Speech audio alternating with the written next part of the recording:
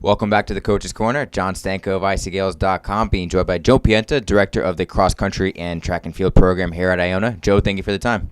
Well, thanks for interviewing me again after the last debacle. I'm glad I had a good appointment with my ornithologist. Don't have to wear the blue blockers. The retinal scan came back clean. They said I had the eyes of an eagle. So. Well, that's a good start for yourself, and you had a good start to the season at the Mare season opener. Matthew Courtenay took first place individually and led three male runners in a 1-2-3 finish. So what did you see from both the men's and the women's program at the Mare season opener? Well, it was a nice opener. I think Matt really stepped up, and those other two guys, Wynn Johnson and Graham Baird, they're all freshmen. This is their first cross-country race for Iona, and it was important to kind of get out there, bust a little rust, and it was a good result. There's still a lot of season to go, but I think it gave them a little bit of confidence that they belong here. On the women's side, Marist had a very strong showing, and we didn't show all our cards, but I'm sure neither did they. I think Caitlin Ortman and Hannah Malloy had great runs for where they're at in their training, and I'm really excited to kind of put the pieces together the rest of the season.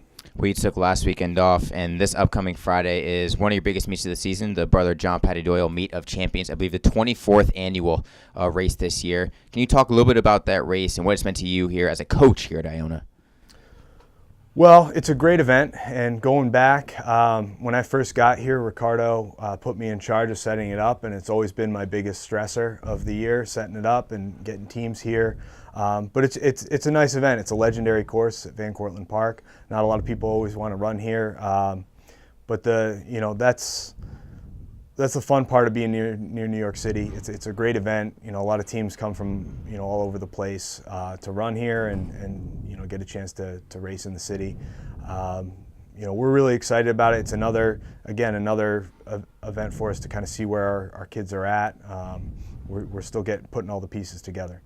The past couple of weeks leading up to this race have been incredibly hot and humid, especially today. We're doing this on Wednesday, and it is scalding outside in terms of humidity. How does that affect your training with the runners, not wanting to overdo them or possibly dehydration, et cetera? Well, we got up at 6 a.m. and we were running hills early. We got in some long runs where it's a little bit cooler, and it's one of those things you have to acclimate to it. You can't not train, but you also have to play it safe. You don't want the heart rate to skyrocket too much in training if it's an easier day. So we watch the weather forecast, and some kids can run inside, hit the treadmill or the Ultra G if it's too bad out. But it's really, our kids are running in this kind of stuff all summer. July, August was rough for them, so they kind of acclimate to that, and we're looking forward to a little bit of cooler weather. What makes the track at Van Cortlandt Park so difficult that many people have trouble running it? Well, it's I think you asked me this last year. It's Cemetery Hill on the men's side, the back hills for both the men and women. Cemetery Hill has that Lich King out there, casting spells and what have you. So you need to be protected from evil up there. Cemetery Hill put some hurting in your legs. It's another chance to see where we're at. Almost literally a litmus test where blood pH levels are extremely important, and the goal over the whole season is to kind of